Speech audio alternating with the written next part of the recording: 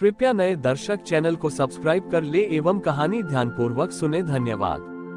धातुओं, रसों, परछाइयों, वस्त्रों, लिपियों, मरुस्थलों, ध्वनियों और गंधों से बहुत दूर आर्यावर्त के सुदूर पूर्वी छोर पर, जहां घने मेघ और वर्षा की अनवरत धाराएं पहाड़ों से टकराती थीं, वहां छायावृष्टिपुरी नाम का एक विस्मयकारी नगर बसा था।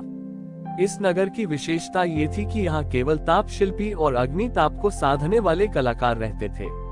वे विभिन्न प्रकार के काष्ठों, कोयलों और गुप्त ज्वालाओं के माध्यम से मनुष्यों के वातावरण के तापमान को नियंत्रित करते थे।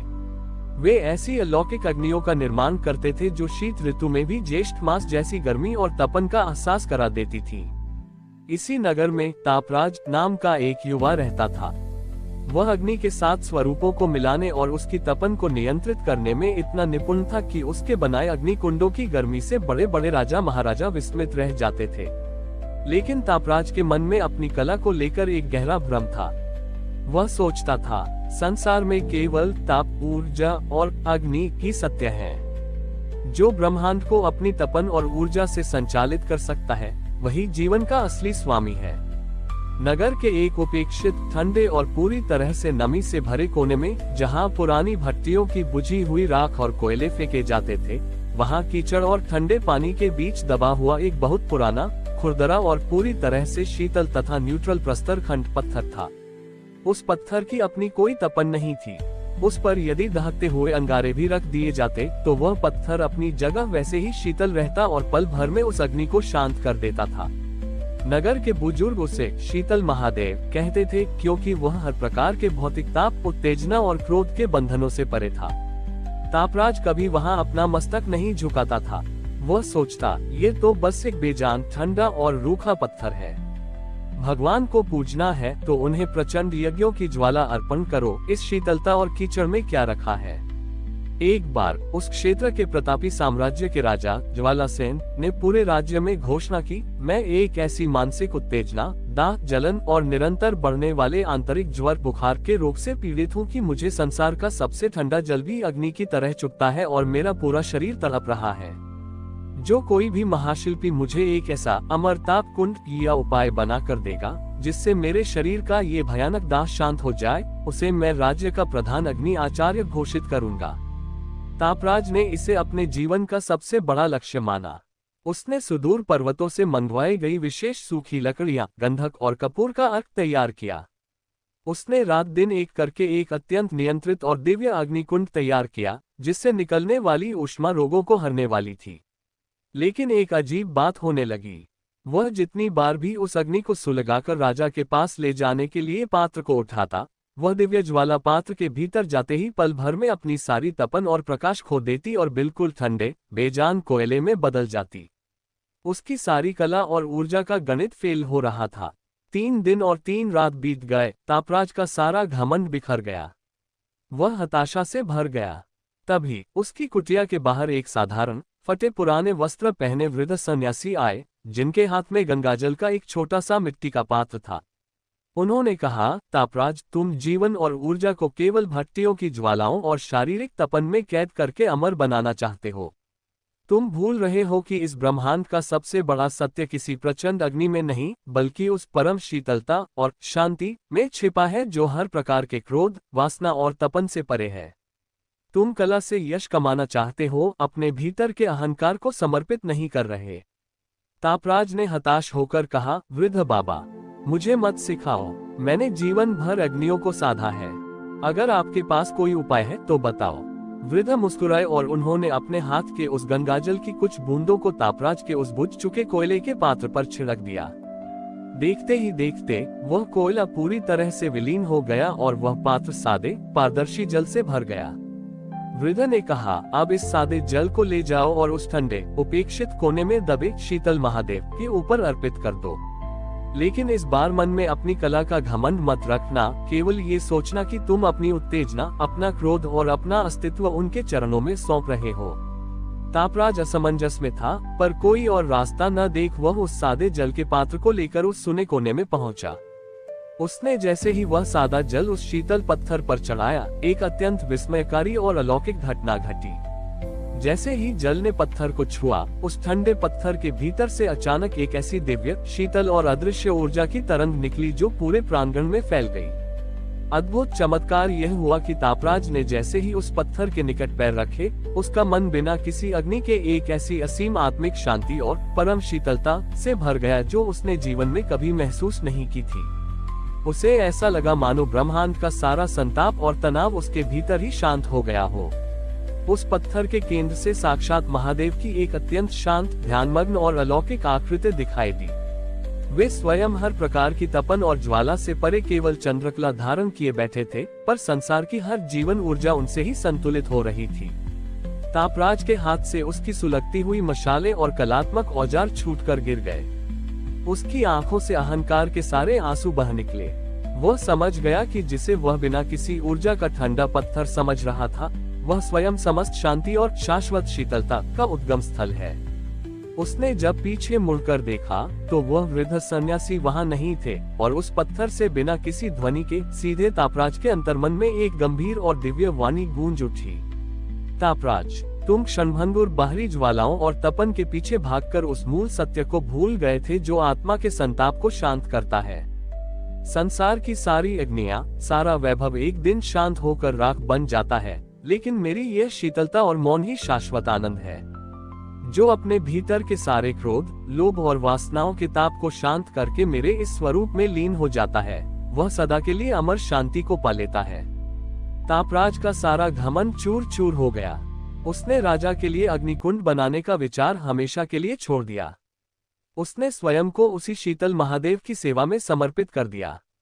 जब राजा ज्वालासेन स्वयं अपने रोग से तड़पते हुए उस अद्भुत स्थान पर आए, तो उस पत्थर पर चढ़े सादे जल की एक बूंद अपने मस्तक पर रखते ही और उस अलौकिक शीतलता को महसूस करते ही उनके शरीर का सारा दाग, मानसिक ज्वर और रोग पल भर में दूर हो गया। राजा ने भी अपना राजसी मुकुट उतारकर उस सादे पत्थर के सामने रख दिया। तापराज ने छायावृष्टिपुरी के लोगों को सिखाया कि जीवन में चाहे कितने भी बाहरी सुख, क्रोध और तपन बदले, लेकिन आत्मा की असली शीतलता उस परम सादगी, वैराग्य और शिवत्व में है, जो हर भौतिक ताप से परे होकर भी संपूर्ण ब्रह्मांड को संचालित करता है। राजा ज्वालासेन के इस महान कायाकल्प के बाद छायावृष्टिपुरी का वह ठंडा कोना परम शांति धाम के नाम से पूरे आर्यावर्त में विख्यात हो गया। अब वहां राजा, महाराजा और योद्धा युद्धों का उन्माद और रक्त की तपन लेकर नहीं, बल्कि अपने अशांत मस्तिष्कों के दाह को विसर्जित करने आते थे। समय अपनी मध्यम गति से बादलों की भांति बहता रहा। वृद्धावस्था को प्राप्त हो चुके परम शांत संत तापराज ने भी एक ज्येष्ठ मास की निर्जला एकादशी को, जब सूर्य देव अपने प्रचंड ताप से धरती को तपा रहे थे, अपनी अंतिम सांस ली। उनका भौतिक अस्तित्व हमेशा के लिए शीतल महादेव की उसी अनंत परम शीतल चेतना में समा गया। उनके बाद इस पावन काल मुक्ति पीठ की देखरेख का उत्तरदायित्व उनकी इकलौती परम शांत शिष्या हिमांगी के कंधों पर आया। हिमांगी का स्वभाव हिमालय की भोर की तरह अत्यंत निर्मल, गंभीर और अचल था। वह एक मूक साधिका थी जो कभी अपनी जिह्वा से एक शब्द नहीं बोलती थी, लेकिन जब वह शांत बैठकर शीतल महादेव के सम्मुख ध्यान लगाती, तो मंदिर के चारों ओर के वातावरण में बर्फ जैसी अलौकिक शीतलता फैल जाती थी और सुलगती हुई हवाएं भी शांत हो जाती थीं। कई वर्षों बाद छायावृष्टिपुरी के इस शांत अंचल में सुदूर दक्षिण पश्चिम के मरुस्थलों से आया एक अत्यंत शक्तिशाली, तांत्रिक और घमंडी सूर्य उपासक मार्तंड भैरव पहुंचा। मार्तंड भैरव ने अग्नि विद्या, सौर ऊर्जा और प्रचंड रसायनों का गहरा अध्ययन किया था। उसका दृढ़ विश्वास था कि इस ब्रह्मांड में जो कुछ भी है, उसे प्रचंड ताप और ऊर्जा से वश में किया जा सकता है। वह अक्सर कहता था, जिस सत्य को अग्नि में तपाया न जा सके, वह केवल एक कमजोरी है। जब उसने शीतल महादेव के उस ठंडे पत्थर और वहां बिना किसी अग्नि के हर प्रकार के संताप मिटने की अलौकिक गाथा सुनी, तो उसके तांत्रिक अहंकार को गहरी ठेस पहुंची। वह अपने 7 दर्जनों ऊंटों पर दहकते हुए गंधक के पात्र, सूर्यकांत मणियां और अपने सैकड़ों उग्र शिष्यों की टोली लेकर वहां आ पहुंचा। उसने ध्यानमग्न हिमांगी के सामने खड़े होकर अत्यंत ऊंचे और कड़क स्वर में कहा, हे मूक साधिका, मैंने संसार के बड़े बड़े अंचलों को अपनी अग्नि विद्या से जीता है। जीवन केवल ऊर्जा और प्रचंड ताप का खेल है। तुम्हारा ये ठंडा कीचड़ में दबा पत्थर बिना किसी ऊर्जा के सत्य कैसे दे सकता है? आज मैं इस पत्थर के सम्मुख बैठकर अपनी सूर्यकांत मणियों से ऐसी प्रचंड महाज्वाला उत्पन्न करूंगा कि तुम्हारी इस शीतलता का भ्रम पल भर में भाप बनकर उड़ जाएगा। यदि इस पत्थर में साक्षात शिव हैं, तो वे मेरी इस तपन को शांत करके दिखाएं, अन्यथा स्वीकार करो कि तुम्हारी यह साधना केवल एक ढोंग है। साधिका हिमांगी ने अपनी आंखें खोली। उसकी शांत आंखों में मार्तंड भैरव के प्रति कोई क्रोध नहीं था, बल्कि एक अगाध करुणा थी। उसने शब्दों से कोई उत्तर नहीं दिया, बल्कि चुपचाप शिवलिंग नुमा उस शीतल पत्थर के पास जाकर बैठ गई और मार्तंड भैरव को अपनी क्रिया करने का संकेत किया। मार्तंड भैरव अहंकार से मुस्कुराया और उसने अपने शिष्यों को बड़े बड़े अग्निपात्र और मणियां खोलने का आदेश दिया। उसने अत्यंत कठिन, क्लिष्ट और गूढ़ सौर मंत्रों का उच्चारण शुरू किया। वह लगातार एक प्रहर तक मंत्र बोलता रहा, रसायनों को सुलगता रहा और हवा में अपनी उंगलियां नचाता रहा। पूरा प्रांगण उसकी मणियों से निकलने वाली प्रचंड लाल रोशनी और ऊर्जा के कोलाहल से तप उठा। आसपास की घास सूखकर जलने लगी।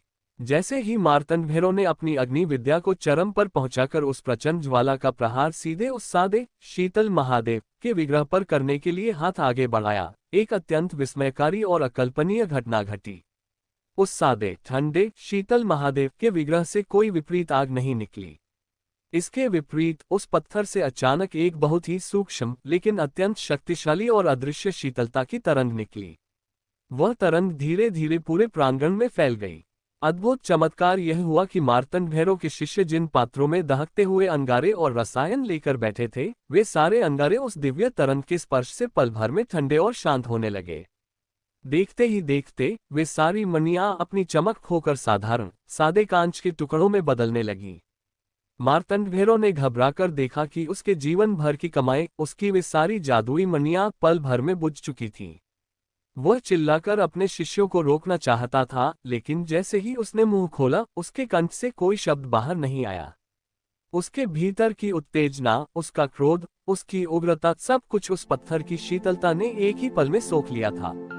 पूरे प्रांगण में एक ऐसा महामौन और शीतल ठहराव छा गया जहां हवा के सरसराने की आवाज भी ठहर गई थी। अपनी आंखों के सामने अपने जीवन भर की कला को बुझते और अपनी आंतरिक ऊर्जा को लुप्त होते देख तांत्रिक मार्तंड भैरव का सारा घमंड पल भर में धूल में मिल गया। उसे समझ आ गया कि वह जिस ताप को अपनी शक्ति समझ रहा था, वह उस परम सत्ता के सामने कुछ भी नहीं है जो संसार के संताप को अपने मस्तक पर धारण कर स्वयं चंद्रमा की शीतलता में मुस्कुराते हैं। वह थर थर कांपता हुआ उसी बुझे हुए कोयलों के मलबे पर घुटनों के बल गिर पड़ा। उसने अपने दोनों हाथ जोड़े, अपनी आंखें बंद की और मन ही मन अपने इस मानसिक घमंड के लिए महादेव से क्षमा मांगने लगा। जैसे ही मार्तंड भैरव के भीतर का अहंकार और उत्तेजना पूरी तरह विसर्जित हुई और उसने पूर्ण रूप से आत्मसमर्पण किया, उस शीतल महादेव के विग्रह पर प्रकाश की किरणों से स्वयं एक ही शब्द उभरा, शांति। उसे एक शब्द के प्रकट होते ही मार्तंड भैरव और उसके शिष्यों के कंठ खुल गए। लेकिन अब उनके मन में कोई तर्क करने या अपनी ऊर्जा का प्रदर्शन करने का अहंकार नहीं था। उनका मन पूरी तरह से शांत, शीतल और निर्मल हो चुका था। उन्हें ऐसा महसूस हो रहा था मानो उनके मस्तिष्क का सारा भारीपन, क्रोध और तनाव एक ही पल में बह गया हो। मार्तंड भैरव का हृदय परिवर्तन पूरी तरह हो चुका था। उसने अपनी उग्र विद्याओं और अहंकार का मार्ग हमेशा के लिए त्याग दिया। उसने अपने उन बुझे हुए पात्रों को वही महादेव के चरणों में समर्पित कर दिया और स्वयं उसी धाम का एक साधारण सेवक बन गया। वह रोज सुबह मंदिर के प्रांगण को साफ करता और आने वाले योद्धाओं को ये समझाता कि सबसे बड़ा बल अपने भीतर के क्रोध की अग्नि को मिटाकर खुद को शीतल बना लेना है। छायावृष्टिपुरी का वह पावन शीतल धाम आज भी दुनिया को यह महान सीख देता है कि संसार का बड़े से बड़ा संताप, क्रोध का अहंकार और बुद्धि का बल भी जब महादेव के चरणों के महामौन और परम शीतलता के सामने आता है, तो उसे शांत होकर नतमस्तक होना ही पड़ता है। मार्तंड भैरव के इस कायाकल्प के बाद छायावृष्टिपुरी का वह कोना परम उपशम पीठ के नाम से पूरे आर्यावर्त में पूजा जाने लगा। अब वहां सुदूर राज्यों के सेनापति और महत्वाकांक्षी सम्राट विजय की लालसा लेकर नहीं, बल्कि अपने भीतर धधकती हुई महत्वाकांक्षा की अग्नि को शांत करने आते थे।